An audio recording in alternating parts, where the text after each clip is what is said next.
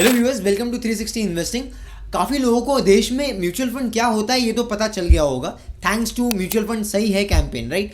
लेकिन अभी भी कुछ ऐसे लोग होंगे इनको म्यूचुअल फंड नहीं पता है। अगर आप उनमें से हो तो आप हमारे 360 चैनल पे जाके म्यूचुअल फंड के ऊपर एक बेसिक वीडियो है बिगिनर लेवल पे, वो आप देख सकते हो टू गेट मोर क्लैरिटी।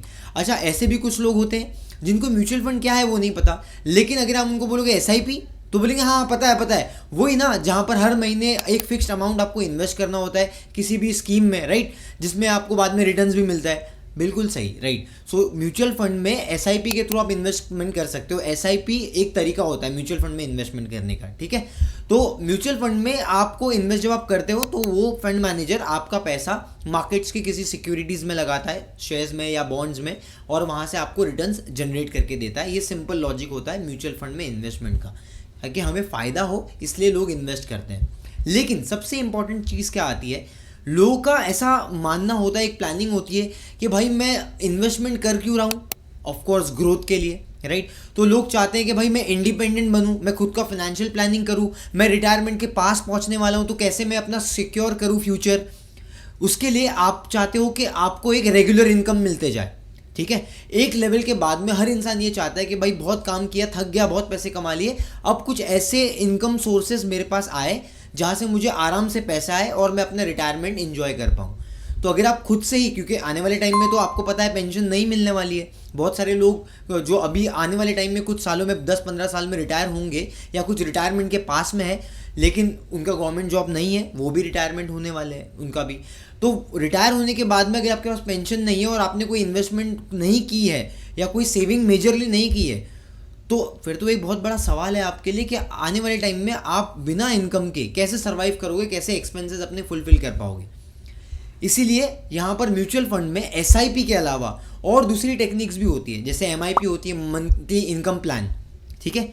एक होता है STP, सिस्टमैटिक ट्रांसफ़र प्लान। एक होता है SWP, सिस्टमैटिक विड्रॉवल प्लान, जहाँ पर आप विड्रॉ कर सकते हो अपने पैसा इन्वेस्टेड अमाउंट को, ठीक है।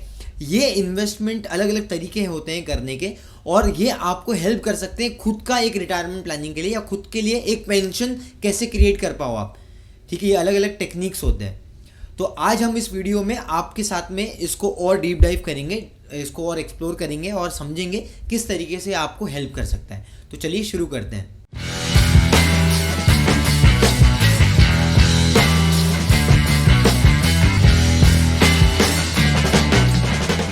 सो गाइस, पहले तो ये समझना है कि म्यूचुअल फंड एक एंड गोल है। मान लो यहाँ से मुंबई से आपको दिल्ली जाना है, तो कुछ लोग हो सकता है एयरवेज से जाएंगे, कुछ लोग रोडवेज से जाएंगे, कुछ लोग रेलवे से जाएंगे।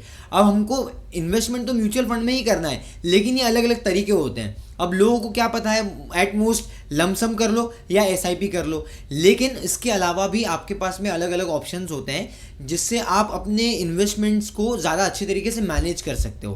That is your MIP, SWP and STP, right. तो सबसे पहला आता है STP, which is your systematic transfer plan. मतलब एक फंड से आप दूसरे फंड में पैसे अपने रूट कर सकते हो फ्लेक्सिबली और बिना कोई हैसल के आराम से यहाँ से वहाँ ट्रांसफ़र कर सकते हो। अगर आप प्री डिटरमाइंड, अगर आप उसको सेट कर देते हो कि आपको मंथली बेस में या पीरियोडिकल बेसिस में, क्वार्टरली बेस में आपको एक फंड से दूसरे फंड में अगर ट्रांसफ़र करना है पैसे, दैट कैन हैपन ईजिली। और बेसिकली ये लोग करते क्यों है, मान लो आपने किसी डेट फंड में इन्वेस्ट करके रखा है, अब जैसे कि इंटरेस्ट रेट नीचे आने वाले हैं, राइट। तो अगर आपको ऐसा लगता है कि कोई मेजर स्कोप नहीं है वहाँ पर और मार्केट में कोई करेक्शन आ गया ऑल ऑफ अ सडन और आपको इक्विटी मार्केट ल्यूक्रेटिव लगने लग गई, वैल्यूएशंस चीप होने लग गए, तो what you can do is कि आप डेट फंड से निकल के आप स्विच कर सकते हो इक्विटी फंड में। ये आपको हेल्प करता है मार्केट के मोमेंटम को गेज करने के लिए, और बिना कोई हैसल, बिना कोई ज़्यादा प्रॉब्लम किए हुए आप इजीली स्विच कर सकते हो विद इन द फंड्स। अब STP में 3 टाइप्स होते हैं। एक होता है फ्लेक्सिबल, कि मान लो आपको जितना पैसा ट्रांसफर करना है आप उतना कर सकते हो। एक होता है फिक्स टाइप, कि आपको आपने नक्की कर लिया कि हर महीना या हर क्वार्टर में मेरे को 50,000 ट्रांसफ़र करना ही है, ये फंड से ये फंड में, राइट, A फंड से B फंड में, ठीक है।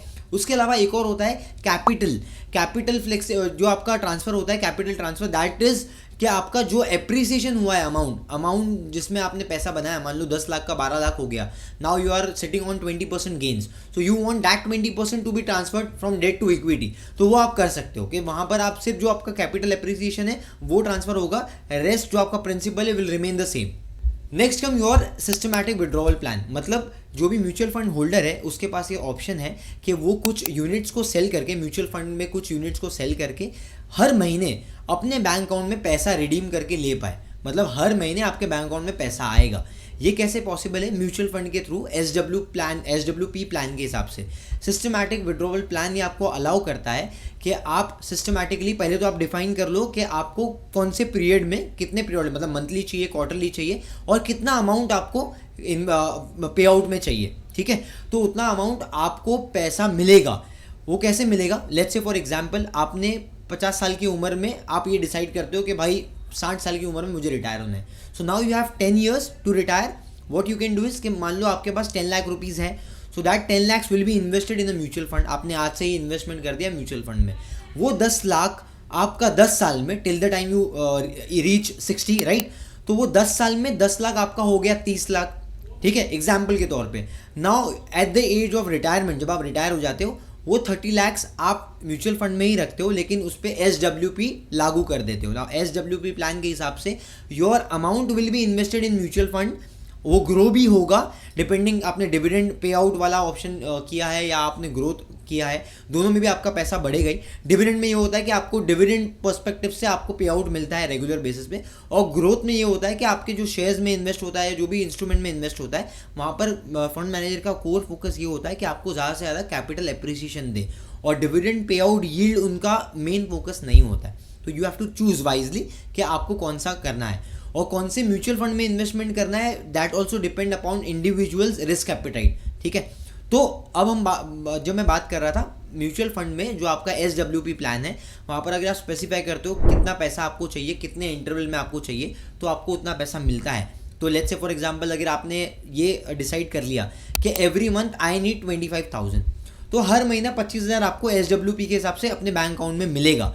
तो नाउ जो आपका 30 lakhs था उसमें से 25 आपको मिल गए, रिमेनिंग जो बचता है 29,75,000 that will be still be invested, ठीक है, और उसके ऊपर आपको रिटर्न मिलते ही जाएंगे। तो पैसा भी ग्रो होते जाएगा, प्लस आपको SWP के हिसाब से आपके बैंक अकाउंट में भी पैसे मिलते जाएंगे।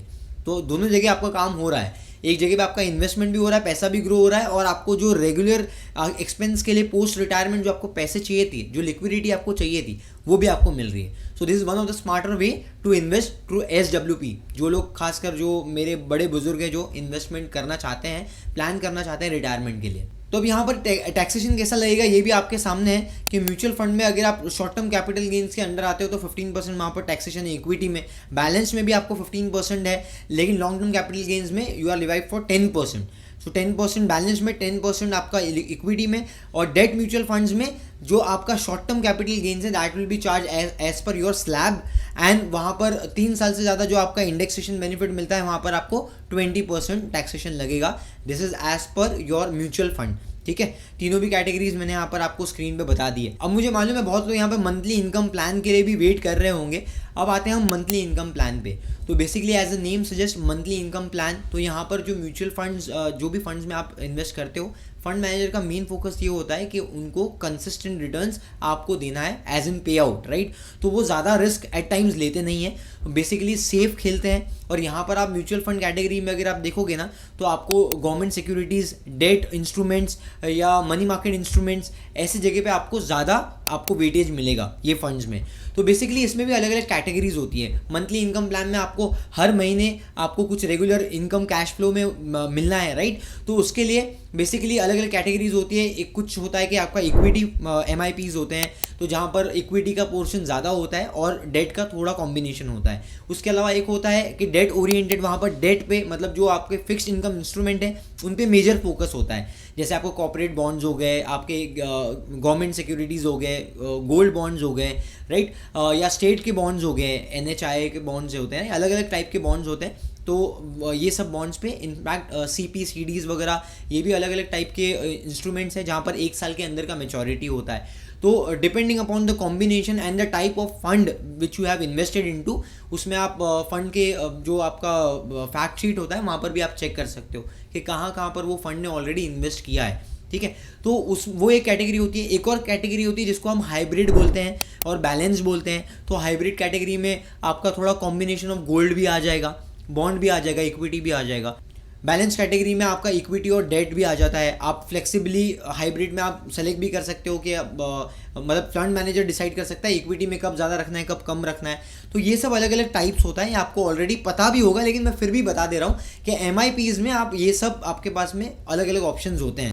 MIPs में आपको म्यूचुअल फंड जो होते हैं वहाँ पर आपको ज़्यादा दिक्कत लेने की ज़रूरत नहीं है, बिकॉज लिक्विडिटी का कोई मेजर रिस्क होता नहीं है। और जैसे मैंने आपको बोला कि ये एक म्यूचुअल फंड ऐसा होता है कि जहाँ पर आपको MIPs अगर उनको देना है तो उनको फोकस रखना है बहुत ही एश्योर्ड रिटर्न्स के ऊपर। तो वहाँ पर आपका जो रिस्क प्रोफाइल होता है वो भी मॉडरेट टू वेरी लो होता है। कुछ फंड्स के अगर मैं आपको नाम बताऊं तो यहाँ पर ICICI का जो MIP25 है ये एक बहुत अच्छा फंड है, और उसके अलावा HDFC का एक हाइब्रिड कैटेगरी होता है यहाँ पर। उसके अलावा आदित्य बिरला का रेगुलर सेविंग हो गया, इन्वेस्को का रेगुलर सेविंग प्लान हो गया। ये सब फंड्स ने भी आपको 9-10% के रिटर्न्स दिए हैं, मतलब मोटा मोटी आपका FD बीट हो गई है। इनफैक्ट बॉन्ड जो आपका रिस्क फ्री रेट जो रिटर्न होता है वो भी आपका बीट हो गया है, मतलब 9-10%, 8-9% के आसपास आपको रिटर्न्स मिल जाएगा बिना कोई टेंशन के।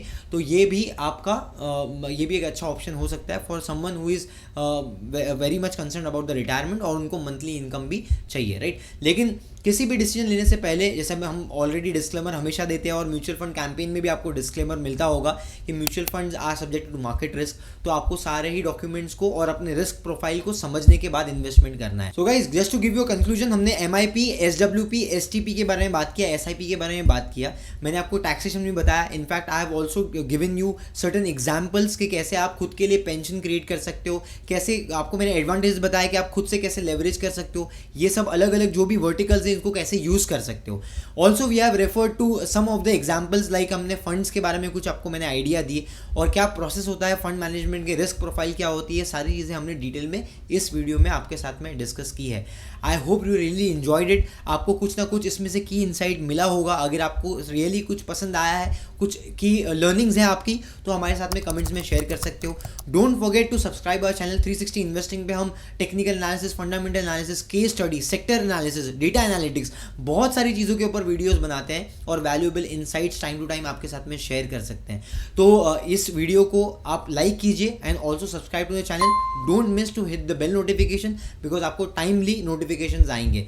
अभी तक अगर आपने पूरा वीडियो देख लिया है तो एक और चीज़ हम हमारे लिए कर सकते हो, do share this video with all of your friend family members, ताकि उन तक ये इन्फॉर्मेशन पहुँचे। अगर आई एम श्योर बहुत सारे हर घर में ऐसे लोग हैं जो लोग रिटायरमेंट के आसपास है या रिटायरमेंट प्लानिंग करना चाहते हैं, जो पेंशन जिनको नहीं मिल रही है, तो बेसिकली आप उनके साथ में ये वीडियो ज़रूर शेयर कर सकते हो, ठीक है। मिलते हैं अगले वीडियो में। Till then guys, keep learning, keep growing with 360 investing. See you in the next video. Thank you.